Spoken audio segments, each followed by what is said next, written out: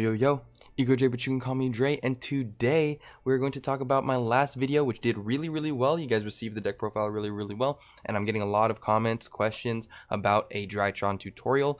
I did do a video like this before. I think it was like a year ago, back when Ben 10 was actually at 3 and people were playing Union Carrier and Vanity's Ruler and stuff like that in the main. If you guys want to see a very in-depth tutorial to check that out, you guys can check that out. It's like basically like somewhere down there in my channel. If you guys want to see like more of an in-depth one, but we're gonna do a real quick one here as well too, basically showing some of the ranked games that we played and showing some of the Master Duel content, because obviously there's no Drytron tutorial out there with Master Duel content, at least not that I've seen so far yet. But we're going to use the Master Duel content instead, so that way you guys are more familiar with the platform.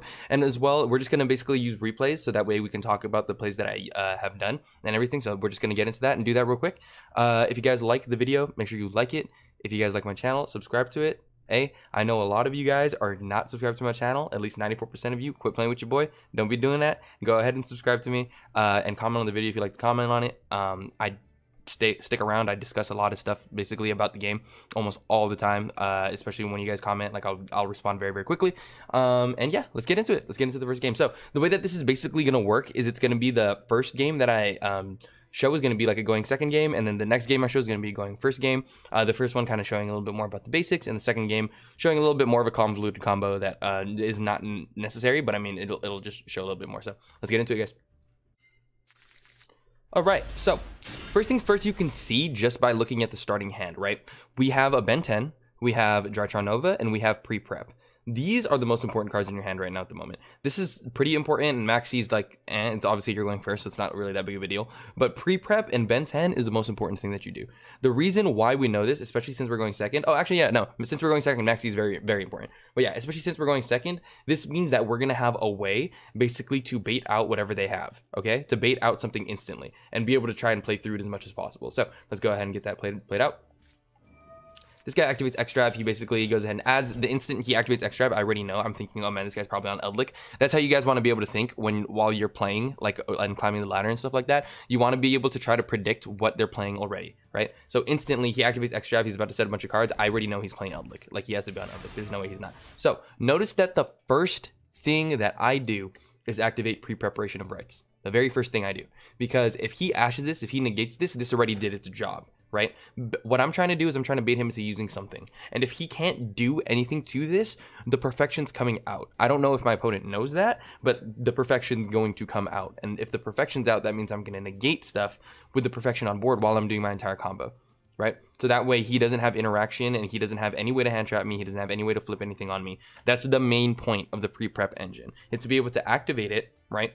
Add the ritual spell, add your perfection. If you open it with Ben 10, it's OTK because you activate it, and like if they don't have a response to it, like you already have a negate on the board and you can combo for free. And that's the whole point of the engine. So we're gonna go ahead and do that. I'm gonna activate the pre-prep, add Dawn of the Herald, adding the Herald to perfection. Now he's not gonna do anything. I'm gonna activate the Dawn of the Herald. Dawn of the Herald tributes Ben 10 to special summon perfection. Now the way that this works is basically you just need to activate it to tribute like for a level 6-star. The chain links go on top of this in this order. Chain link 1, Ben 10 to search a fairy. Chain link 2, Dawn of the Herald, targeting Ben 10 to add it back and banishing itself as cost. So the reason why you build your chains like that is because you want to chain block the Ben 10. Chain blocking basically means that he can't respond to the Ben 10 effect. He has to respond to the effect of the Dawn of the Herald banishing and targeting the Ben 10 back. So this makes it so he cannot ash my Ben 10. He cannot physically ash my Ben 10. So now the Ben 10 is going to go through, is going to add a fairy, and I'm going to get the Ben 10 back in hand, so that way I can tribute it again later. Okay, so Dawn of the Herald resolves, adds back Ben 10. He chains Conquistador here. I was thinking about max seeing, but I was like, okay, so if he's going to chain Conquistador, right? He's going to chain Conquistador, he's going to activate Elixir, or Scarlet Sanguine. In response, basically the special summon Eldlick, that's 2 special summons. If I max see here, on the first special summon, I can get a draw, and on the second special summon, I can also get a draw. If he did that, he would have popped the perfection, which is fine because this basically, like I said, did its job. We want it to be able to force him into interacting with me, so that way my combo can go unhindered. So he activates a Conquistador. I don't activate Max Seed because I thought he was going to Scarlet, but he just didn't Scarlet, so he just summons Conquistador. So I was like, oh, okay. Ben 10 effect activates, adding Eva. So now we add the Eva here because we want to be able to protect ourselves and have like a fodder. Now I have a fodder basically for the perfection. Perfection is basically going to be used to be able to protect me, and no matter what, the only thing that I can think of that he could really have that could destroy my board is Strike, Torrential Tribute. Those are the only two cards that I can think of that he can have that is going to break my board. So we're going to go ahead and activate the Drytron Nova in my hand now. Special summoning out the Zeta. Zeta is basically the one that grabs me the ritual spell, so that's why we're special summoning that one. We already have Alpha, we already have Delta. Remember this about Drytron: you always want to resolve Zeta Alpha first. So Alpha, either Alpha into tribute Zeta, so that way you can get the Ben 10 in your hand if you don't have an access to Ben 10, or if you have access to Ben 10, do Zeta first, because you want to get to the ritual spell as fast as possible. If you don't get to that ritual spell, you cannot combo. You cannot fully combo. Don't get me wrong, you can combo, like you can make stuff, but you can't like make a real board. You know what I mean? You can't go first, or like you can't really break a board without like the ritual spell. Like it makes it that much stronger of a deck if you have the ritual spell. But if you don't have the ritual spell, then you're kind of screwed. So we're gonna go ahead and special summon out the Zeta, and we need to get it off the field. So what I was thinking about doing when I special summoned this was I was thinking about going to Link Haribo just to get it in the grave. However, this guy, as you can tell, isn't the best player in the world. He doesn't know that like that's basically what I'm trying to do. So he's just gonna activate punishment and then target Zeta. So not the highest quality of Plat 4 gameplay that I'm seeing right now. You know what I mean? He also sent 5-headed dragon, which doesn't do anything in the grave. So usually when you use punishment, you want to send like a card that does something. But anyways, cool. I'm going to go ahead and activate the Zeta effect in the grave, tributing the Ben 10 in my hand to special summon out the Zeta. The Zeta is going to add me a ritual spell. On a separate chain link, the Ben 10 is going to resolve. It's going to add me another Ben 10. Cool. So now I'm just going down the lines. Alpha, tribute Ben 10, add Ben 10 effect. We're going to go ahead and add Diviner. So we want the Diviner because we have everything that we need right now. We're going to use this Diviner. We need to start baiting out this back row. We need to start getting rid of these trap cards because we don't know what's back here, right? Like I said, Torrential Strike, if those things happen to us, we just lose the game because he's going to get rid of my whole board. We might not lose the game, but I mean, like, he's going to get rid of my board. So I don't want that to happen. So we're going to go ahead and start baiting out this back row. So we're going to normal summon the Diviner. Or, well, I guess first we're going to make move Beta Fafnir so we can normal summon, or sort of summon back out the...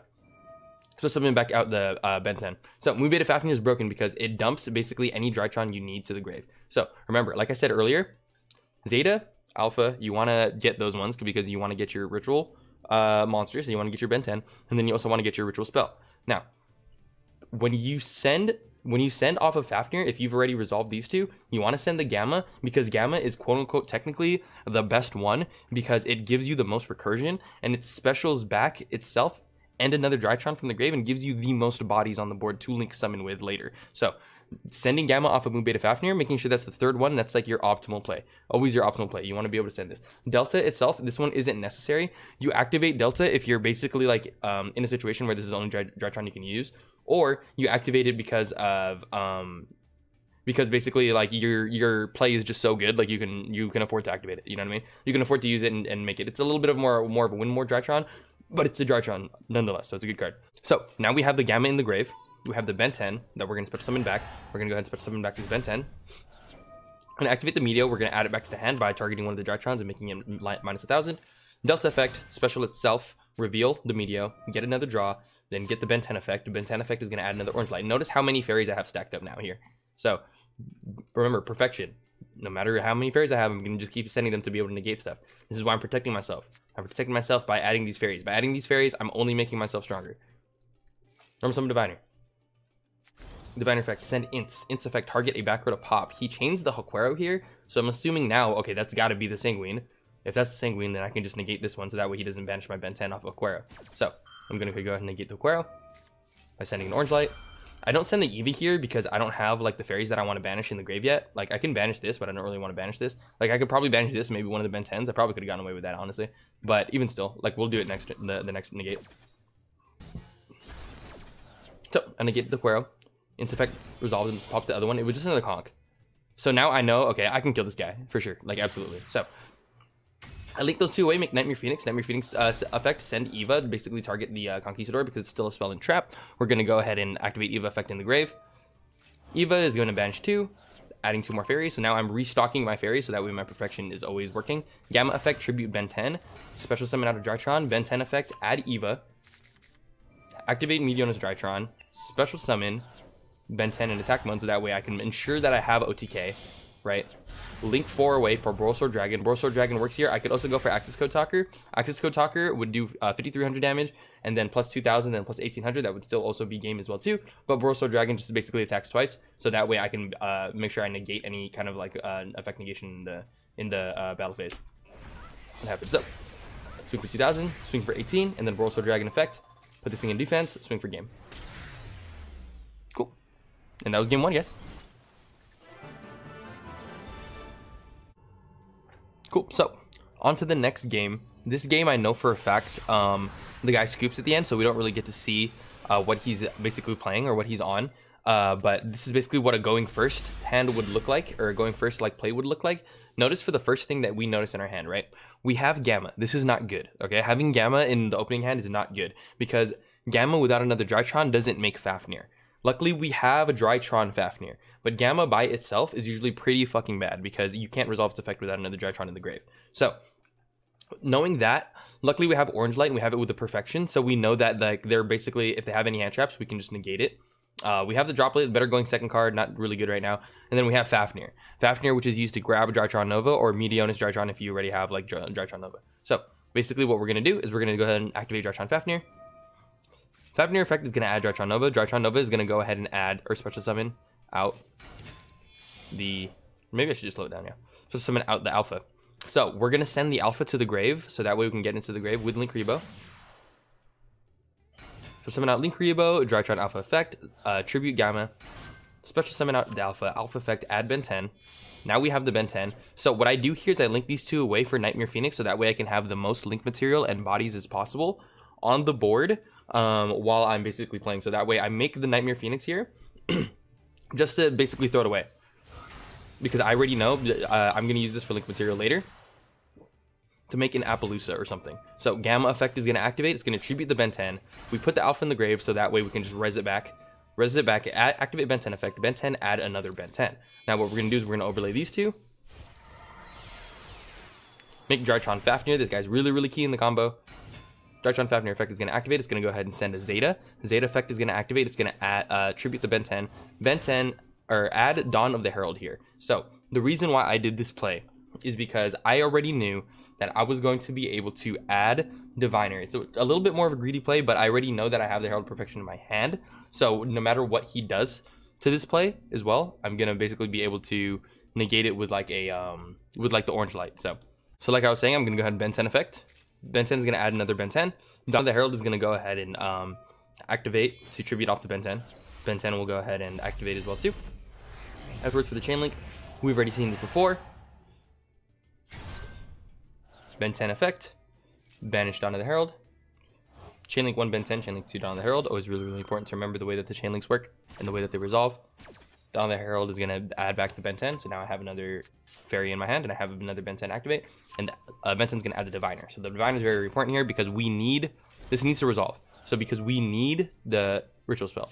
This Ritual Spell is very important. So like I said, it's a greedy play, but it's going to make a really, really big board. So we're going to go ahead and activate the effect. Tributing one of the costs. This card is so broken. Like this Xyz monster, this monster is so broken. Make sure you utilize it to its fullest potential. We're gonna go ahead and Meteor, target the Zeta, overlay these two for the Beatrice because we want another dump, because we want to go ahead and get the Delta effect. So we want to get one more Drytron off, so that way we can get one more fairy. Beatrice is gonna activate, sending Ben 10, sending Delta. Delta effect is gonna activate, tributing Ben 10, pushing itself, revealing Meteor. Meteor is gonna give me a draw, called by the grave, that's broken. Ben 10 is gonna add Eva. Eva's very, very broken because it adds multiple negates to my hand later. Once it's discarded, I'm gonna link these away for 4. I'm gonna make Appaloosa. I want to keep my Beatrice because I want to be able to still have a dump later on. So I'm gonna activate Meteor, tribute another material from Move Beta Fafnir. Special summon out Ben 10. Link those two away. Make the IP Masquerena. And at this point, my player gives up because he sees the writing on the wall. So, what's important to know about this board? I have Appaloosa, I have IP Masquerena, and I have Ben 10, and I have the Herald of Perfection. I have one negate, right? Or two negates here, but because Eva's going to activate in the graveyard effect to add 2, I'm going to add another Herald, I'm going to add another Diviner, and that's 4 negates. I have IP Masquerena, which can go into Nightmare Unicorn. So if he's playing Zodiac and he just normal summons a monster, I could just make Nightmare Unicorn, pitch the Eva, spin back the Zodiac monster, so that way he can't go into Zeus and just Zeus me.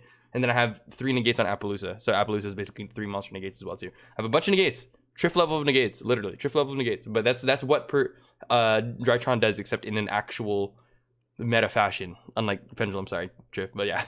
So that's basically what Drytron does. Honestly, guys, like I said, I really hope this was helpful. I really hope that you guys basically learned something from this, especially for those who don't play Yu-Gi-Oh a lot, and especially for those who don't get to like play in tournament or really don't understand like how Drytron work exactly, and they're just trying to like get better at the game.